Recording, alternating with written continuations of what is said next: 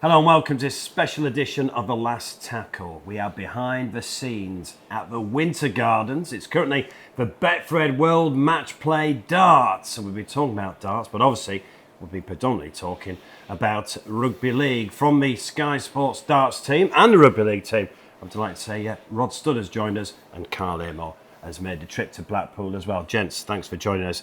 Rod, let's just start on darts. This really is, I know we're behind the scenes, we're not in the main auditorium, but this is an iconic venue, isn't it? Oh, it's brilliant here at the Gardens. It's where the Glitterati come for their summer break, isn't it, Mark? You know, the two big tournaments, the Summer Betfred World Matchplay, the Winter World Darts Championship at the Alexandra Palace, two of the biggest prizes in world sport. And Luke Littler looking to add this one to his World Championship and the Premier League he won last year. I know you love your darts. You came last year and you loved it, didn't you? No, you said the atmosphere was amazing. Yeah, it was brilliant. You know, it was something that was always on my bucket list to come and watch darts live. And I remember being here. Must have been 20 years ago. It was a group of us made the trip down from Whitehaven to come to here, but I hadn't been back a long time. Playing professional sport doesn't always allow you with training and following day and stuff. So managed to come here last year. Really enjoyed it, and even went down to the Worlds as well. Day 3 of that tournament. So no, really good. Really glad to be back, and it's been a good start to the tournament. And there's some big guns knocked out already. So I think it's littlest to lose really. Last year you said to me you had massive respect because you come obviously from a team game environment. Yeah. How they go out and do it for themselves individually. Yeah, no, look, it's an art in its own form, isn't it? And to do it with a loud crowd that's usually full of beer and whatnot, and songs going and pressure, and just some of the key moments that they nail is pretty special. And it's a sport that's, obviously Rod's been involved in it a long time, but it's a sport that over the last couple of years has seemed to have blasted into another stratosphere, which is great to see. And so many young kids, my lad's 13-year-old, and him and his mates are all over it. And that obviously comes off the back of Luke Littler and his success. But yeah, it's brilliant, and really looking forward to the rest of the tournament, Mike. Because compared to a team game, when you played rugby league, if you were your 10 out of 10, you had Alex Walmsley or whatever, Mike, that's a massive difference in individual sport, isn't it? It is. The margin for error for these guys is second to none. You're right. If we had an off day, usually someone would cover for us. You'd have a special player who'd get you out of if a game went into the dying moments and it needed a score, we usually look to a Tommy Makinson who would get us out of that, or someone real special. But here tonight, on their own, out there, it's all on them, and all the lights are on them, and all the pressure's on them, all the practice. They can't do any more. They've just got to nail the big moments, and that's what's special about individual sports. Well, Luke Littler is in action tonight. He is the favourite for the Betfred World Matchplay. He's a huge rugby league fan as well. And on Sunday night after he played, on behalf of the RFL, I presented Luke Littler with an England shirt ahead of the Ashes. And Luke, the RFL have presented you with an England shirt ahead of the Ashes series. How much are you looking forward to the Ashes series? Yeah, I just want to say thank you, everyone. The top it's really nice, really good. But yeah, as a rugby fan myself, to obviously watch the best of England players play together once again, and over the three series, it's going to be unbelievable to watch. Yeah, Luke's going to try and make some of the Ashes series as well. He's a huge rugby league fan. He wasn't too happy on Sunday with that Warrington result, by the way, which we'll talk about a little later. News out of Australia, Kevin Walters is the head coach. He knows all about playing England. He knows all about the state of origin as well. Yeah, he does. He coached who comes with a real pedigree behind him, and Australia were scrapping around, Rod, weren't they? For there was a lot of uncertainty about plans not even being made, but they finally got the man who they want, it sets up now for a bit of stability amongst the Australians. Now they know where they're at, they know what they can do, and they can plan ahead for a series that's coming up. Yeah, I don't think it would really matter who they picked as coach. They'd still go off as huge favourites, wouldn't they? Simply due to their playing personnel. I mean, I noticed Betfred offer 1-4. That Australia win this Ashes series 11-4 against England, so that just shows how strong the Australians' favouritism is when this Ashes series takes place in the autumn. Rob, how big is it for the game? Because look, we often talk about growing rugby league, don't we? It's a conversation we have a lot. This international series against the Aussies, so it's the Ashes, live on the BBC as well. I know you work for Sky, but this is massive for the game, isn't it? Well, it's a mouth-watering prospect. Whenever England play Australia in any sport, that could be darts, it could be cricket, it could be rugby league, it could be rugby union, but it's an event, isn't it, as well as a sporting contest. And we're going to see the Ashes Test series going over in the coming months as well. So it's a big few months for sport between England versus Australia, and we've missed that in rugby league, haven't we, over a substantial period of time? And it's been missing and it's been missed, and I think it will be a big event. And I think, you know, at some point England are going to beat Australia at rugby league, and it could be this time. There's been occasions when things have been close. Largely Australia have won most of the matches by about, you know, between 1 and 20 points, but this could be close. Well, I think just on that as well, I don't think this current crop of players, Rod, are, you know, in fear of Australia. You know, they've played them in World Club Challenges now, and they've got the better of them there. They you know, some of the players who are currently part of that England squad, they've had good runs in tournaments, haven't they, as well? And I don't think that they'll, especially being at home, I think they'll be so excited and chomping at the bit. And kudos has to go to all the commercial team that have been able to make this, you know, drum this excitement up. Everton sold out. Wembley will be, it'll be a challenge to sell it out, but it's going in the right direction. Yeah, exactly. So, you know, again, that itself shows you that this is a like Rod said, it's a massive event for the game, and it's one that all eyes will be on it. I think the fact that it's on mainstream TV will certainly help. You know, it always does, really. And yeah, look forward to it. And I think Sean Wayne is telling them, don't worry about the bookmakers' odds, you can go and win it, isn't he? No, look, you know, if there's one man who's more passionate about being where he's from, it's Sean Wayne, isn't it? And you know, he'll have them guys fired up, revved up, ready to go. But I think Rod's right as well, and this is no disrespect to Sean or Kevin Walters.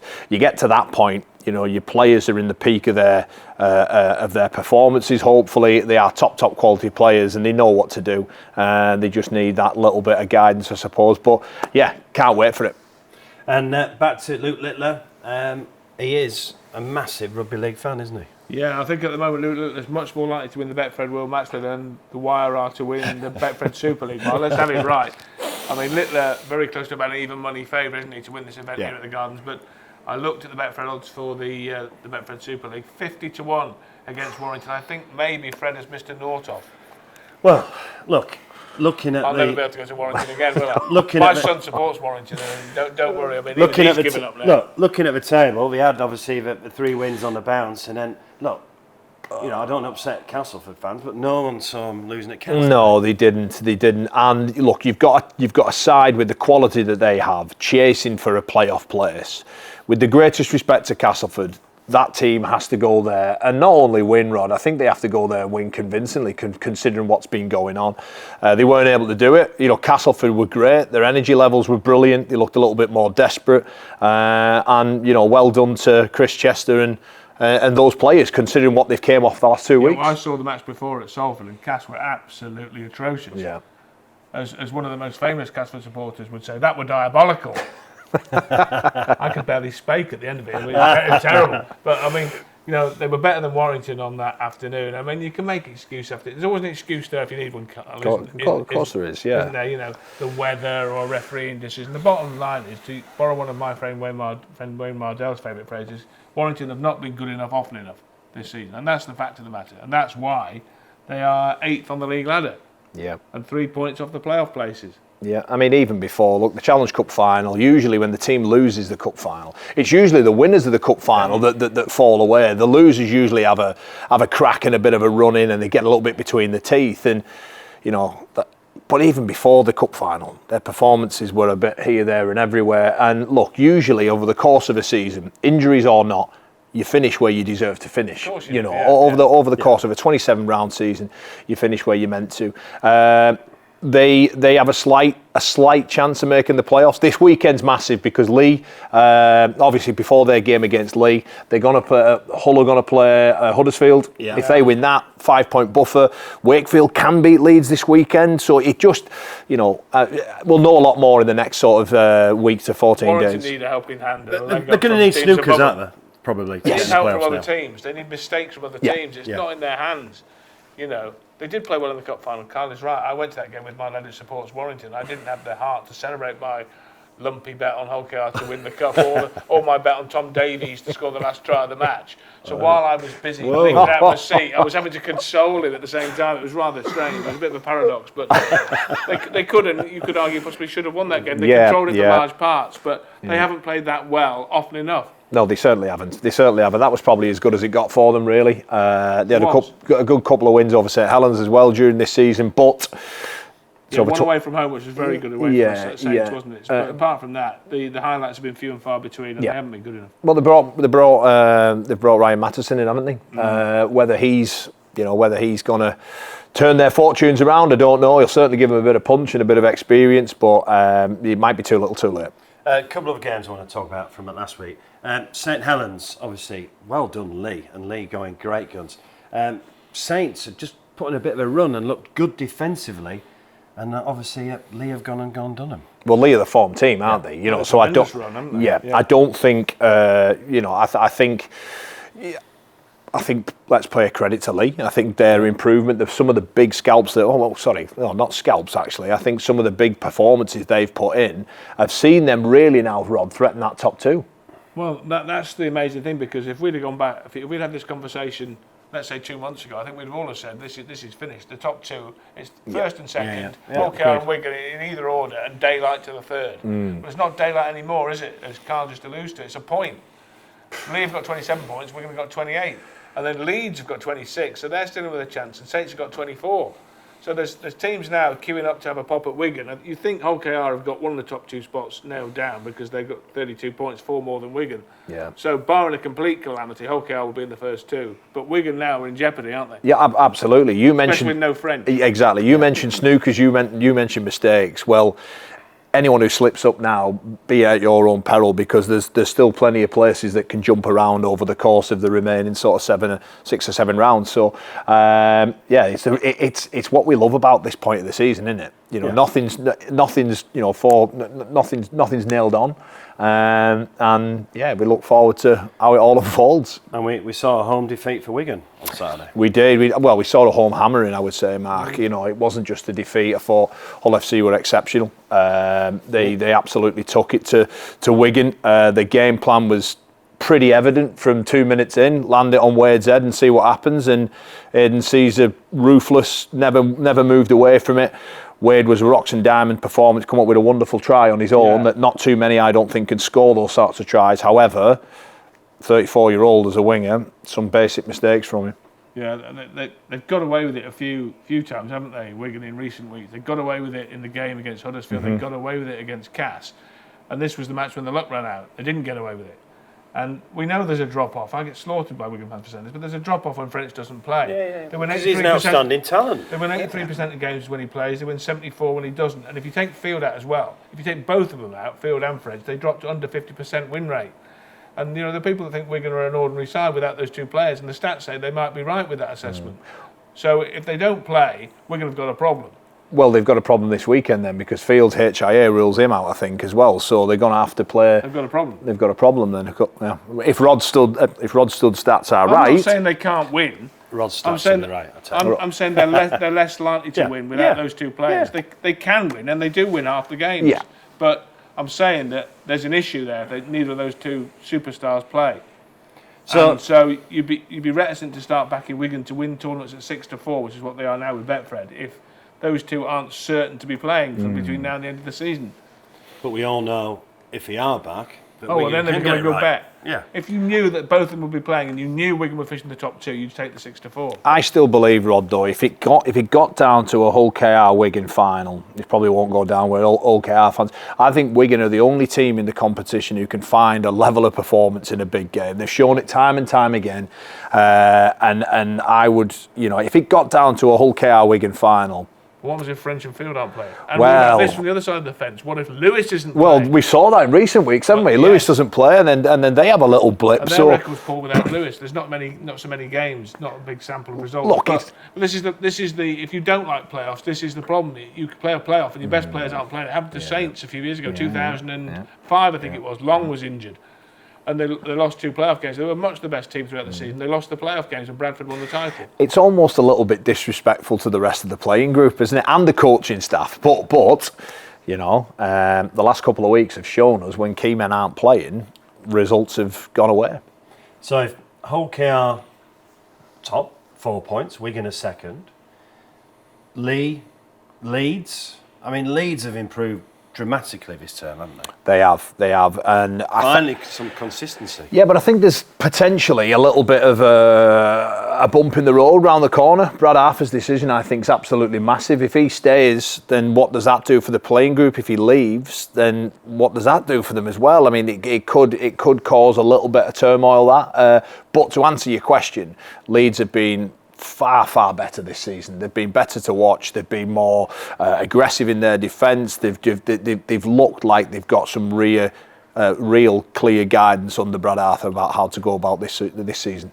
Yeah, they're much better. There's no question about that. I think what's interesting about the betting for this Betfred Super League, that evens Hull KR 6-4 Wigan, 10-1 Leigh, 11 Leeds, 12 St Helens. What you're trying to work out is which teams will finish in the top two, because that's such a big advantage, Carl, isn't it? Yeah. If you knew that Leigh or Leeds were going to be in the top two, you'd think they were a good bet. But if they finish third, which is more likely, then it's an issue, isn't it? Because you've got to win a playoff game before you even get to Wigan or Hull KR. You've got to win more games, and you've got to beat one of the best two teams away from home. It's difficult. So who do you think the top two will be? I think Hull KR will. I think Hull KR and Wigan. Yeah. I think Wigan will pick up enough points. They've got a point which is away from home advantage, but I think they'll get enough games won. I think if it came down to it, they'd get French on the field somehow if they really needed to win round 27, 26. Yeah. That Matt Peet would get him out there and say, we've got to win this game. We need you out there. This is almost like a grand final. We've got to finish in the top two, and they'd get him out there. So I think Wigan will get the job done. And then the most likely outcome is, of course, that we have a repeat at Old Trafford in the Betfred Super League grand final between Hull KR and Wigan. And hopefully all the best players will be fit, and we'll get a blockbuster. That's what we want to see at the end of the season. That's the whole point of a grand final. Correct. You know, the biggest stars playing in the biggest venue over the course of a season. However, you know, Wigan Leigh, August 15th. Big game. Huge, isn't it? 1 point separates them now as we stand. So, I mean, brilliant game at the start of the season, wasn't it? Yeah, brilliant. You know, 1-0. I know it didn't go down well with everybody, but I absolutely loved it. I loved it, mate. I thought it was brilliant. I thought defensively where they were at, you know, their intensity levels, their energy levels for a round one game that's the best I've ever seen as an opening to a season. But yeah, going back to that, we've almost disregarded Leigh, Rod, haven't we? He's finishing second here. Like that's how it's sort of panned out while we've been talking. Second, of course, they can come second. But what I think about Leigh is they've had this tremendous run where they've beaten Wigan, they've beaten St Helens, and they've beaten the Rhinos. Good to watch as well. And they've beaten Hull KR. They've beaten all the best teams. You think they'll be so if they were that good every week, they'd be top. So my not fear, but my concern for Leigh, if I was a Leigh supporter or backer, is can they possibly keep that level of performance up for the remaining, 8 rounds? We've played 19 seven rounds left. So it's tough. Can they keep it going for another 7? They've just done it for 3 or 4 on the trot. To keep up that level, as you know, from performance sports. It's the first time they won at St Helens in years. You have little dips, don't you? And you know, if the dip comes, say, against Wigan, then they get beat there, and suddenly does the egg go out of the balloon? I don't know. They could do. I'm not saying that. I'm not dismissing them out of hand by any manner of means. Well, they've had a massive season, haven't they? They've done a double over Wigan for the first time. That's right. They've beaten St Helens at home for the first time in how many years was it? Yeah. You know, there's lots of good things coming out of Leigh. However, you know, if I was a betting man right now, I'd say the top two. I agree with Rod, Hull KR, Wigan, and I wouldn't be too far off that being the final either, as we stand right now. And well, obviously Leeds will be in the playoffs. Saints are looking good. Who's going to take that 6th spot? I think Hull. Right now, I think Hull have got a lot of their remaining games at home. However, they've only won 1 at home. Yeah, I think that's just a freak. Yeah, perhaps so. You know, I actually backed Hull at the start of the season. Everyone thought this bloke's insane, which I actually am, but I did not in this instance. But John Cartwright has definitely improved. I thought John Cartwright would come in and improve them, and I thought that they had new players coming in, and they had a lot of young players that got a lot of experience at the back of the last season, didn't they? Yes, People like Martin on the wing, Barron on the other wing, good players that would be slightly better, would improve, and they'd like to get better results. I thought they could maybe get into 5th or 6th. And early on in the season, I was very excited by Wakefield. I'm a big admirer of Darryl Powell. I spent a lot of time watching Cass in 2017, just going down on a Friday night to entertain myself.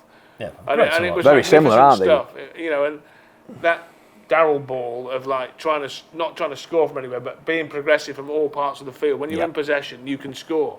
And I enjoy watching Darryl Powell's teams. I think most neutrals do. So if they could get in, I think it would be exciting that they could roll the dice in a playoff series. Yeah. Well, let's talk about the 3 games. So it's like a mid-season break for the teams. They're either playing this week or next week. So we've just got 3 fixtures. And the first one on Thursday is Wakefield versus Leeds. Yeah, it's an interesting one. This I saw Wakefield at Leeds. I did the commentary for Sky a few weeks ago, which turned into a nail biter. At half time, it looked like Leeds were going to wipe the floor with them, but they allowed Wakefield back into the game. And by the end, Leeds were doing a lot of leading with their chin and allowing them back onto them all the time. And Wakefield could have snatched it in the final 10-20 seconds and didn't quite do so. And they did win at Headingley early in the season. So I think that's going to be a good game to watch on Sky Sports. I really do. And our Leeds in a better place though now, Rod. I think all things being equal, Leeds are slightly better than Wakefield, and that's why they're 2-point favourites with Betfred. Wakefield Leeds. Yeah, look, I'm gonna go for a Wakefield win. I think I think it'll be really, really tight. I think I just think that Wakey have done a number on them already. I'm just going to go Wakefield win. Look, it wouldn't surprise me either way if Leeds ended up taking them apart either. It's one of those games. I just feel that for the story and the drama of the league, I just think a Wakefield win would certainly put the cat amongst the pigeons. Friday night, Wigan versus Catalans. So another home game for Wigan. Got to bounce back. I think. Well, look, I've been saying this now for weeks. I want Wigan now to blow a team away and get back to. This might be your chance. This. I think so. Yeah, I think I've been expecting it. I expected it last week. I came away from that full of admiration for Hull FC about what they did. Wigan, I thought, they let themselves down massively. I thought some of their middle forwards weren't at the races. I'm looking for a big Wigan response, and now's the time where surely they can't go. They've lost 3 out of 5. They can't lose 4 out of 6. You should give Bernard Guash a ring and tell him how bad Catalans are. Look, I mean, they confirmed Joel, haven't they? Yeah, yes, they have. They have to start now. The last few weeks, Catalans, haven't they? Absolutely diabolical. And you'd say that if Wigan they can't beat Catalans at home, and they're 24-point favourites with Betfred, then they really have got an issue. I mean, then the alarm bell, if they lose this game, Wigan, the alarm bells are going to ring to some tune, aren't they? 100%. It'll be like, what the heck is happening here? Yeah. Right, Saturday, Hull versus Huddersfield. This is a huge game for your lad as a Warrington fan. Well, it is, yeah. He needs a result from Huddersfield, doesn't he? But, I mean, it's an interesting one, actually. More interesting than it looks on paper in many ways, because let's not forget that Huddersfield beat Hull FC at the Magic Weekend in a big upset. Yeah, a couple of cards in that game as well, wasn't there? Yeah, there was, But, I mean, John Cartwright, the other thing I like about John is how frank and honest he is. And he doesn't seek to make excuses. And when they get beat, he'll say, we weren't good enough. We weren't good enough and we deserved to lose. Yeah. And he said that afternoon too. Yeah. And I think I think Hull will win, but it may be a little closer than Betfred's handicap of 16 suggests. Quick one on Hull Huddersfield. Yeah, I think Hull win. I think Huddersfield, they have had a horrible season in terms of, the injuries they've had, some of the performances as well. And, they had that little sort of couple of weeks where, they ran Wigan all the way and they looked like they turned a corner. Wakefield have brought them straight back down to earth last week. And I think Hull FC at home, after that big win against Wigan, will do a number on Huddersfield. And we've got a live game on the Sportsman on Sunday in the Betfred Women's Super League, Wigan versus Leeds. So watch that on Sunday, 1:45. The last game we showed in the Betfred Women's Super League was an absolute cracker at Wigan. So Wigan versus Leeds this Sunday. Right, gents, let's just finish. We're going to see Luke Littler tonight on the stage here at the Winter Gardens. Now, you've seen Phil Taylor win numerous world titles and numerous Betfred World Matchplays. He was sensational, was Luke Littler on Sunday night, wasn't he? It was an exceptional performance, it really was. And he makes things look so easy, which is the sign of an absolute elite level class sportsman in any sport. Littler makes the exceptional look ordinary, doesn't it? The way he's done, you take my point, the score line and the averages and the way he finishes off legs are absolutely exceptional, but he just makes it look effortless and easy. And that's how good he is. Now, he should win this tournament from here, and he'll expect to win it from here and add the Betfred World Matchplay to his world champions in the Premier League, completing the Triple Crown, which very few players have, but Taylor, of course, is one of them. Now, I don't know if he has got his sights set on Phil Taylor's 16 World Match Plays and 16 World Championships. It's a long way off. Even if he did it every other year, it would take him till he was 50. And that just shows what Taylor's record was. When you talk about Luke Littler having to be 50 years old before he could equal it if he won every other year. So there's a long haul to get to Taylor's record, but if any man could do it, you'd say it'd be Littler. Oh no, look, he's an incredible talent, isn't he? He's transformed darts, into this level that it's at now, and that performance on Sunday night, exceptionally. It looks like it's his to lose. We were talking earlier that possibly maybe meeting Gerwyn Price in the semi-final. That might be a card that's a little bit sticky for him, but if he plays anything like he can do on Sunday, he walks out of this arena in a week's time champion.